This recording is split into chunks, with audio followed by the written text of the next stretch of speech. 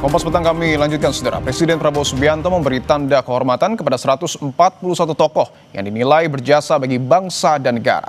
Beberapa di antaranya adalah pejabat publik termasuk Menteri Kabinet Merah Putih. Menteri Sekretaris Negara Prasetyo Hadi angkat suara terkait belasan jajaran menteri dan wakil menteri Kabinet Merah Putih yang mendapat gelar tanda kehormatan dari Presiden Prabowo Subianto. Prasetyo memastikan pemberian gelar kehormatan itu bukan karena atribusi menteri dan wakil yang melekat, akan tetapi karena prestasi yang dicapai selama menjabat kurang lebih 10 bulan pertama pemerintahan Prabowo Gibran.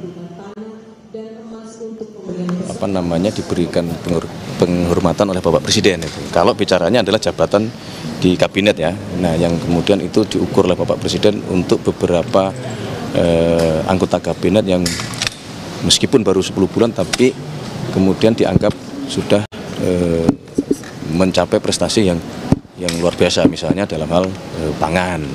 Makanya kalau tadi saudara-saudara perhatikan di situ kan ada Menko Pangan, kemudian ada Menteri Pertanian gitu. Jadi memang bukan karena ini mewakili kabinet Merah Putih, tidak begitu. Tapi memang karena prestasi yang sudah dihasilkan selama 10 bulan. Secara resmi, Prabowo menganugerahkan tanda kehormatan Republik Indonesia kepada 141 penerima. Tanda kehormatan Bintang Republik Indonesia Utama diberikan kepada 15 orang, 2 diantaranya adalah Puan Maharani, Ketua DPR RI, dan Sufmi Dasko Ahmad, Wakil Ketua DPR RI. Bintang Republik Indonesia Utama merupakan salah satu tanda kehormatan tertinggi di Indonesia. Kemudian ada tanda kehormatan Bintang Mahaputra Utama kepada 88 orang. 2 diantaranya adalah Letkol Teddy Indra Wijaya yang menjabat sebagai Sekretaris Kabinet karena dinilai memiliki kontribusi besar di bidang pemerintahan dan pelayanan publik. Dan juga ada Andi Syamsuddin Arsyad atau Haji Isam, pengusaha asal Kalimantan Selatan, karena dianggap berjasa dalam mendorong pertumbuhan ekonomi. Selanjutnya ada tanda kehormatan Bintang Jasa Utama untuk 8 orang. Salah satunya adalah Tengku Nyaksandang bin Lamudin. Tokoh asal Aceh itu memiliki jasa besar dalam pengadaan pesawat pertama Republik Indonesia, Selawah RI-001. Saudara, Presiden Prabowo Subianto menganugerahkan tanda kehormatan Republik Indonesia kepada 141 tokoh, tak sedikit diantaranya merupakan jajaran menteri dari Kabinet Merah Putih. Dari sederet nama itu ada nama Puan Maharani, Sufmi Dasko Ahmad, hingga Letkol Teddy Indra Wijaya, serta para menteri lainnya. Apa alasan pemberian tanda kehormatan ini? Kami akan membahasnya dengan Wakil Kepala Staf Kepresidenan, M. Kodari, dan juga ada pengamat politik Ikrar Nusa Bakti. Bapak-bapak, selamat petang semuanya. Selamat petang. Baik, saya ingin ke Bung Kodari terlebih dahulu, bahwa ada sejumlah nama menteri yang kemudian diberikan tanda kehormatan. Saya akan sebut, misalnya adalah Menteri SDM Bahlil Lahadalia, ada Seskap Teddy Indra Wijaya, bahkan ada Menko Infrastruktur Agus Harimurti Yudhoyono, dan juga ada nama Fadlizon, Menteri Kebudayaan. Apa sesungguhnya makna pemberian tanda kehormatan ini, Bung Kodari? Ya, kalau kita kembali kepada undang-undangnya ya, itu kan semua mengacu kepada 3 aspek. Pertama, berjasa pada suatu bidang atau peristiwa tertentu yang penting bagi bangsa dan negara. Yang kedua, pengabdian dalam bidang tertentu juga yang sudah berlangsung lama dan memberikan kontribusi yang nyata. Kemudian yang ketiga, Dharma Bakti yang diakui secara nasional ataupun secara internasional. Saya kira dari nama-nama yang tersebut tadi itu pada bagian masing-masing sudah memenuhi kriteria, setidaknya salah satu dari 3 yang sudah disampaikan. Yang jelas kalau kita membicarakan mengenai gelar dan jasa ini, memang sudah ada suatu mekanisme yang berjalan dari waktu ke waktu, yang diberikan penilaiannya dan analisanya oleh suatu dewan gelar dan tanda jasa, serta memang merupakan wewenang dari Presiden sebagaimana diatur oleh konstitusi pada pasal 15. Demikian. Oke, baik, saya ingin ke Pak Ikrar. Ketika sejumlah menteri mendapatkan tanda penghormatan dari Presiden meskipun baru beberapa bulan menjabat, apakah memang sudah layak diberikan tanda penghormatan, Pak Ikrar? Kalau buat saya belum ya. Ya, saya beri contoh aja lah. Diri saya ini untuk menjadi pegawai negeri itu kan misalnya tanda tanda apa istilahnya tuh dedikasi kita kan 10 tahun, kemudian 20 tahun, 30 tahun dan sebagainya. Nah, ini kalau kemudian seorang menteri yang baru menjabat 10 bulan, bagaimana kemudian dia dikatakan sudah melakukan suatu tindakan-tindakan yang baik untuk rakyat? Apalagi kalau kita lihat ya, bagaimana kondisi ekonomi kita pada saat ini ya, atau kemudian kalau kita lihat yang paling kecil aja lah, bagaimana beras itu menghilang dari pasar, bagaimana kemudian dikatakan bahwa Menteri Pertanian ataupun mereka yang menangani masalah-masalah logistik itu benar-benar sudah bekerja sebaik-baiknya ya.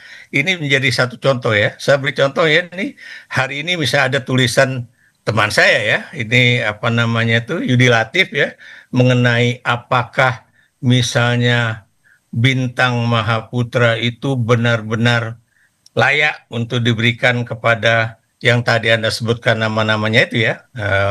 Dia memberikan contoh ya, bagaimana pada masa lalu itu bintang Mahaputra itu diciptakan untuk mahkota kenegaraan ya, dan itu diberikan kepada contohnya di sini ya Jenderal Sudirman, kemudian juga Muhammad Natsir, Ki Hajar Dewantoro dan sebagainya ya. Tapi di situ tampak jelas ya, apakah kemudian tiga orang itu benar-benar layak mendapatkan bintang yang tadi saya katakan Mahaputra tersebut. Kalau buat saya iya, karena memang mereka itu mendharma baktikan dirinya itu untuk Indonesia.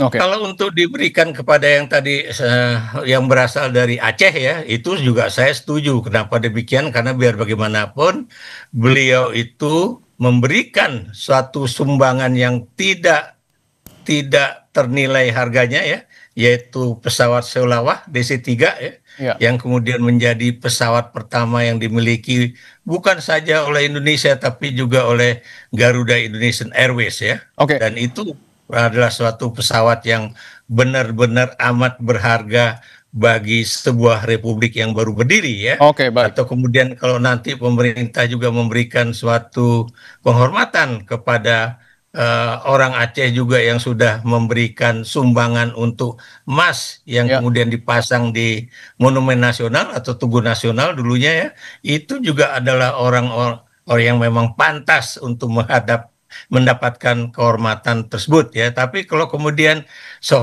seorang menteri yang baru bekerja 10 bulan atau kemudian Oke, baik. seorang anggota DPR yang baru juga 10 bulan bersama Oke. Pak Prabowo Subianto kemudian mendapatkan Baik, Rap. bintang jasa yang cukup tinggi. Oke, buat artinya saya. ada beberapa nama menteri yang kemudian Anda sebut belum layak. Apakah ada nama-nama lain yang mungkin menurut Anda juga tidak layak? Karena ada beberapa nama pengusaha, sebut saya seperti Haji Isam yang juga kemudian diberikan tanda penghormatan. Tanggapan Anda?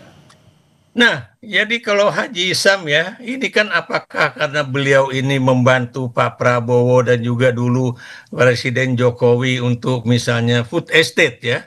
Pertanyaan saya, food estate yang kemudian juga dulu dikerjakan oleh Haji Isam, itu benar-benar sudah berhasil atau belum ya? Termasuk juga yang ada di Merauke sana, yang ada di Kalimantan, dan juga di tempat-tempat lain ya. Kalau kemudian itu benar sudah berhasil, barulah kemudian kita mengatakan pantas Haji Isam itu mendapatkan suatu bintang Mahaputra utama ya. Tapi Oke. kalau kemudian ini cuma gara-gara dia itu melakukan suatu pekerjaan yang sangat dekat dengan kepentingan Presiden Prabowo Subianto atau kemudian juga terkait dengan apa namanya itu upaya food estate yang ada di wilayah timur Indonesia sana, buat saya ini juga Baik. belum pantas untuk diberikan Baik, bintang saya ingin jasa ke Bung Kodari Mahaputra bahwa utama. tadi disebut salah satunya adalah Haji Isam belum layak atau belum pantas mendapatkan tanda penghormatan dari Presiden. Tanggapan Anda, Bung Kodari? Ya, tentu penilaian yang lebih detail ada di anggota Dewan Gelar yang jumlahnya sekitar 7 orang. Dan anggota Dewan Gelar itu kalau menurut undang-undang sudah diatur, ada 2 dari akademisi, ada 2 dari militer, dan ada 3 dari mereka yang sudah pernah menerima tanda jasa. Kalau saya pribadi melihat bahwa Pak Sulaiman, Pak Haji Sulaiman Samsudin Arsad itu telah menjadi tokoh yang mempelopori, sebelum bicara food estate tentunya adalah dunia pertambangan di Indonesia, dunia batubara, membuka lapangan kerja yang sangat luas terutama di Kalimantan Selatan. Beliau juga melakukan usaha-usaha untuk penguatan pertanian berkaitan dengan tebu, ya, dengan gula. Jadi pekerjaan-pekerjaan yang dilakukan sudah menjadi inspirasi bagi pengusaha Indonesia, sekaligus juga merupakan tokoh pengusaha dari daerah yang telah berkontribusi banyak dalam hal energi di Indonesia. Jadi bukan hanya food estate saja, tetapi juga kegiatan-kegiatan ekonomi yang lain. Baik, saya ingin sambungkan karena ketika bicara soal Haji Isam, oke lah kita sebut bahwa pengusaha yang sudah lama. Tetapi kalau deretan menteri ini baru 10 bulan dan tadi disebut oleh Pak Ikrar belum layak, apakah tidak terlalu terburu-buru Pak Presiden memberikan tanda penghormatan ini? Begini, di era Pak Prabowo ini ada banyak sekali terobosan-terobosan dan program-program baru yang sangat masif. Contohnya sekolah rakyat, bagaimana program ini belum pernah ada sebelumnya. Sekolah yang diperuntukkan untuk kalangan desil 1, desil 2, 10% dan 20% terbawah kalangan masyarakat kita. Saya berkeliling kepada keluarga dan calon siswa penerima sekolah rakyat, betul-betul dalam kondisi yang sangat memprihatinkan.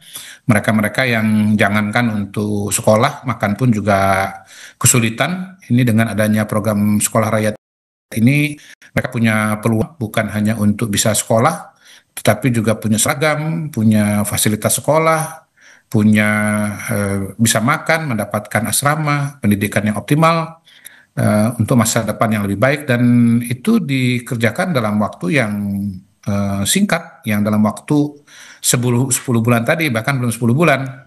Misalnya kemarin Pak Prabowo memberikan pengarahan kepada guru, kepala sekolah, guru sekitar 2.000, kepala sekolah sekitar 165, yang sudah menerima manfaat ini sangat banyak, dan ini baru sekolah rakyat sementara ya.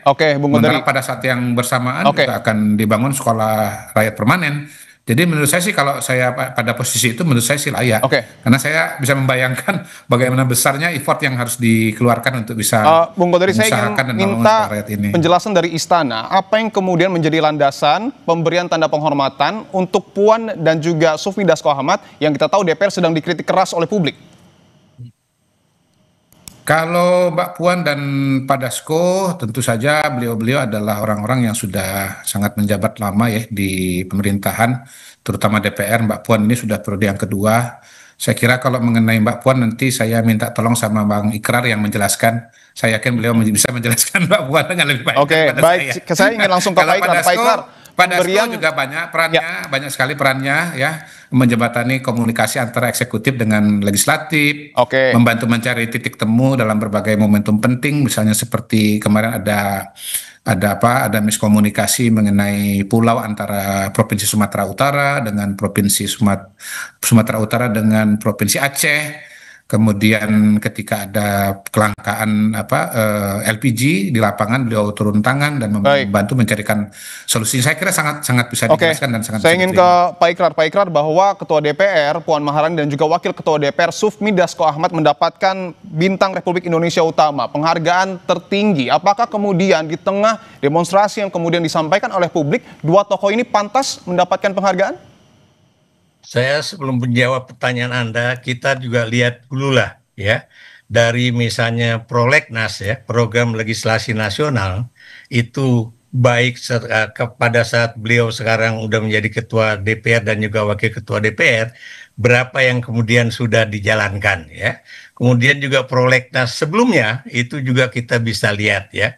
Dan kemudian bagaimana perubahan-perubahan misalnya Undang-Undang KPK pada 2019, atau kemudian juga ya berbagai perubahan undang-undang misalnya Omnibus Law, mereka sudah ada di DPR ya. Apakah itu berjalan sesuai dengan keinginan rakyat? Apakah kemudian itu juga sudah mengambil aspirasi rakyat ya.